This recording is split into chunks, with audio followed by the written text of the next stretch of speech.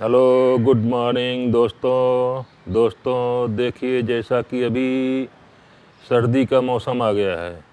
सर्दी का मौसम जो है एक पैरालिसिस पेशेंट के लिए बहुत डिफ़िकल्टीज़ को पैदा करता है। वो डिफ़िकल्टीज़ दोस्तों एक पेशेंट ही समझ सकता है। वो पेशेंट जो हैं उनको तो पता चलता ही है कि क्या दिक्कत आती है सर्दी के सीज़न में, किस तरह से स्टिफनेस होती है, किस तरह से बॉडी के हर एक मूवमेंट को करने में बहुत दिक्कत आती है दोस्तों। तो इन सब का जो इलाज है सर्दी का, तो सर्दी के इलाज के लिए तो सबसे पहला होता है कि यानी गर्म कपड़े पहनना। मैं भी वैसे गर्म कपड़े पहन के आया था लेकिन क्या है, यहाँ पे जब मैं आया हूँ तो मैं निकाल दिया हूँ, क्योंकि यहाँ पे दोस्तों मैं एक्सरसाइज करने और धूप लेने के लिए यहाँ पे आया हूँ। तो धूप लेते लेते मेरे को गर्मी महसूस हुई, तो मैं अभी जो है इसको निकाल दिया, इसको निकाल करके रख दिया साइड में, और धूप लेने के लिए मैं एक्सरसाइज करके मैं अभी धूप लेने के लिए बैठा हूँ। तो एक चीज़ का मेरे को आभास हुआ दोस्तों कि इस स्टिफनेस को दूर करने के लिए उस हर पार्ट की जब तक एक्सरसाइज हम नहीं करेंगे तब तक उस पार्ट की जो है स्टिफनेस दूर नहीं होती है। अच्छा, दूसरी बात दोस्तों, ये सर्दी जो है वो हर एरिए में अलग अलग किस्म की है।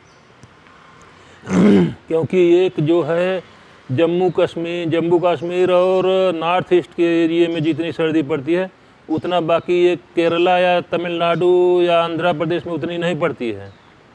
तो उसके अनुसार वहाँ पे कपड़े भी पहनना चाहिए। जिस एरिया में जितनी सर्दी होती है उतने वैसे यानी गर्म कपड़े पहनना चाहिए।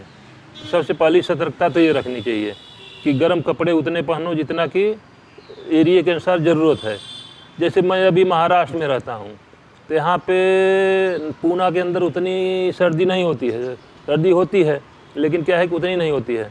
तो यहाँ पे उतनी ज़्यादा यानी गर्म कपड़े, ऊनी और मोटा कोट पहनने की ज़रूरत नहीं है।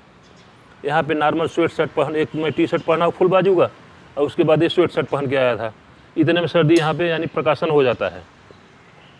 और ये जो धूप है दोस्तों, ये हर एरिए वाले सर्दी वाले एरिए में लेना बहुत ज़रूरी है।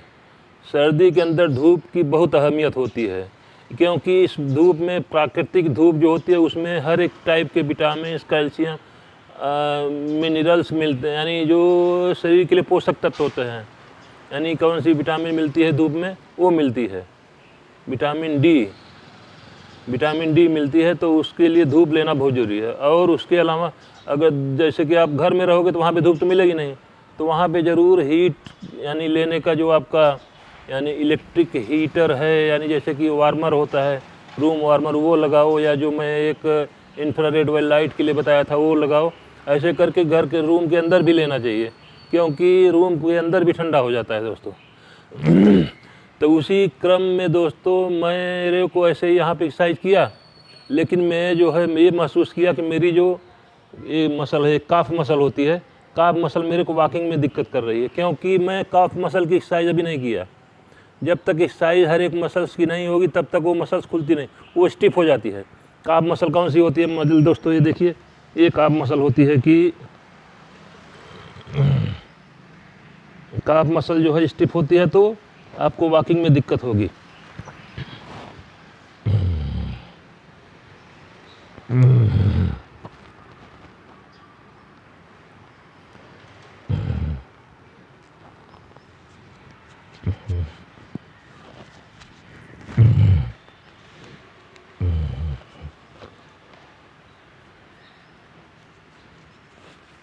ये जो दोस्तों ये होती है ना, जो अंदर साइड में होती है ये मसल, ये देखिए, ये जो थाई के नीचे ये जो मसल होती है ये काफ मसल होती है।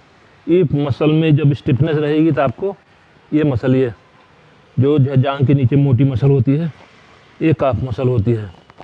इस मसल्स का बहुत बड़ा रोल होता है एक वॉकिंग में,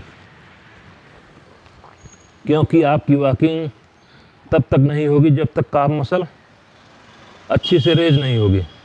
आप पंजा जब रखते हो, जब एड़ी रख करके पंजा जब रोल करते हो, जब आगे की तरफ बढ़ते हो, तो काफ मसल का ही मेन रोल होता है।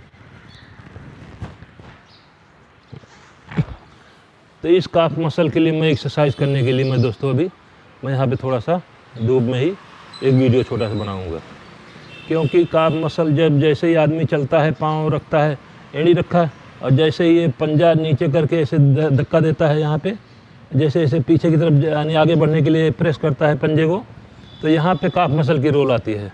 अगर काफ मसल स्टिफ होगी यहाँ पे तो आप वहीं पे तुरंत यानी पंजे को उठा लोगे। अगर काफ मसल में मजबूती होगी तो अच्छे से करके आप इसको आगे बढ़ाओगे। तो इसलिए काफ मसल की स्ट्रेंथनिंग और काफ मसल की स्ट्रेचिंग बहुत ज़रूरी है। तो काफ मसल की स्ट्रेचिंग के लिए दोस्तों वही मैं अभी यहाँ पे करने जा रहा हूँ। तो देखिए अभी यहीं वैसे बिना सपोर्ट का नहीं करूँगा, बिना सपोर्टेड करूँगा। तो ये एक पोल यहाँ पे है, देखिए ये यहीं पे मैं काफ मसल की स्ट्रेंथनिंग के लिए, स्ट्रेचिंग के लिए जो है दोस्तों मैं एक्सरसाइज एक करूँगा।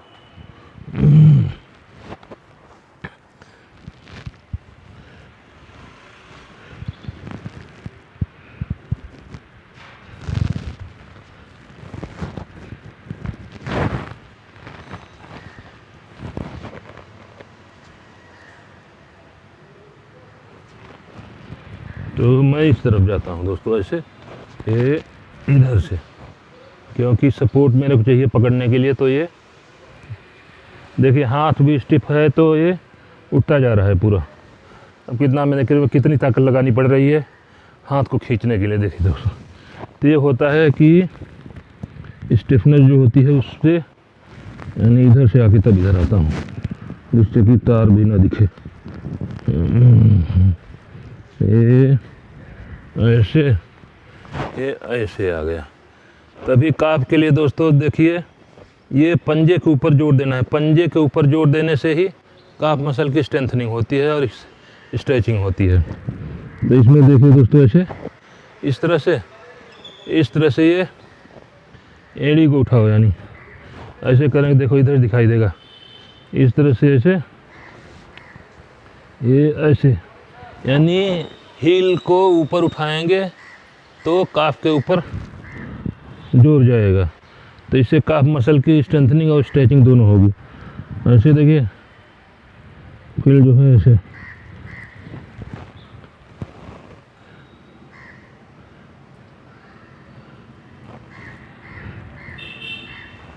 ऐसे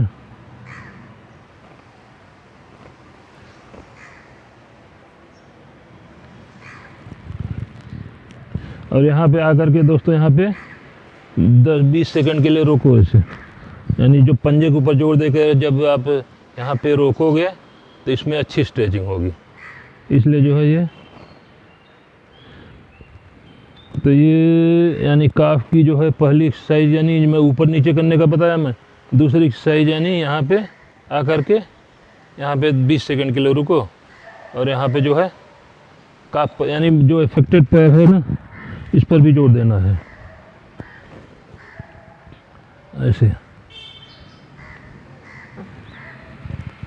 अभी देखिए ऐसे थोड़ा सा इधर हो जाता हूँ। एड़ी को जितना उठा सकते हो उतना उठाओ और पंजे के ऊपर पूरा जोर आना चाहिए। पूरे पंजे पे जोर होगा तो वो काफ की स्ट्रेचिंग होगी। और यही काफ की स्ट्रेचिंग आपको वॉकिंग के लिए फ़ायदेमंद रहेगा, क्योंकि जब तक हमारा पाँव एड़ी के ऊपर और पंजे के ऊपर बराबर से लोड लेकर के नहीं चलेगा तब तक जो है अच्छी चाल नहीं होगी आपकी। इसलिए काफ की स्ट्रेचिंग, काफ की स्ट्रेंथनिंग बहुत ज़रूरी है दोस्तों। अभी देखो इस तरह से जोर करो, इससे करो।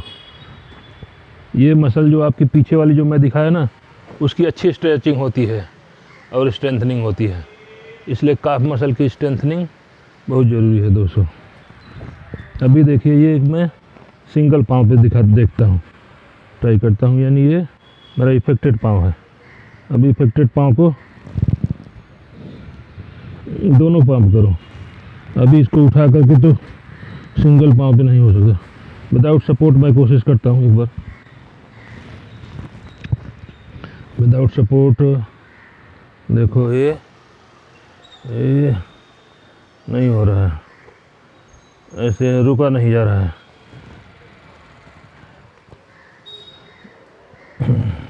तो ऐसे सपोर्ट लेके कीजिए दोस्तों। कोई ज़रूरी नहीं है कि रिस्क नहीं लेना है। ऐसे अगर कहीं पेशेंट गिर जाएगा तो फिर लेने के देने पड़ जाते हैं। इसलिए जो है ये काफ मसल की स्ट्रेंथनिंग सपोर्ट लेकर के पंजे के ऊपर जो है इस तरह से होना चाहिए। और जिसमें ज़्यादा स्ट्रेंथ है, काफ में स्ट्रेंथ ज़्यादा है, तो बिना सपोर्ट के कर सकते हैं। वो पंजे के ऊपर जंप भी कर सकते हैं, जैसे पंजे के ऊपर जंप करते हैं ना, जैसे पंजे के ऊपर जंप करते हैं ऐसे, इस तरह से पंजे के ऊपर जो जिसमें ज़्यादा स्ट्रेंथ आ जाती है, जो और ज़्यादा पुराने अवयंग लोग हैं, वो पंजे के ऊपर जंप भी कर सकते हैं।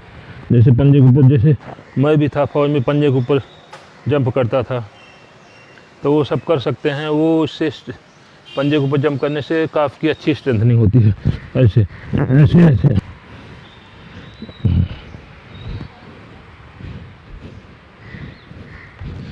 ये जंप नहीं है तो मैं पाँव को एक के बाद एक पंजे के ऊपर यानी वो कर रहा हूँ। जंप होता है कि ओके दोस्तों, मैं अभी यहीं पे वीडियो को फिनिश करता हूँ। अच्छी धूप है आज, देख लीजिए। धूप में मैं अच्छे से यहाँ पे बैठा हूँ और धूप लग रही है। और धूप में एक बार बैठने से जो शरीर की मांसपेशियाँ मसल्स नरम होती हैं, और उसी में एक्सरसाइज भी करोगे तो आपको और नरम मिलेगी और फ़ायदा। आपको पसीना, मेरे पसीना आ गया अंदर अभी इतने में, जितना एक्सरसाइज किया हूँ ना, इससे और थोड़ा बहुत पहले मैं किया था वीडियो से पहले, तो इसमें भी यानी हो जाता है। तो बस वीडियो से दोस्तों, चैनल को सब्सक्राइब कीजिए, वीडियो को लाइक कीजिए।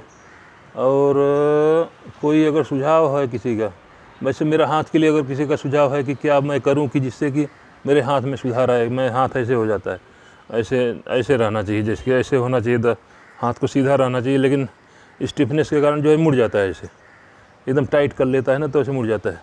और दूसरी बात डर के कारण होता है, जब आपको डर लगेगा तो प्रोटेक्टिव पोजीशन में आ जाता है हाथ। तो इसलिए जो इसका ट्रीटमेंट है वो एक्सरसाइज ही है सबके लिए। लेकिन क्या है कि फिर भी अगर कोई सुझाव किसी का है तो सुझाव दीजिए। और दोस्तों कोई ज़रूरतमंद है तो उसको वीडियो को शेयर कीजिए। थैंक यू दोस्तों, मिलते हैं अगले वीडियो में।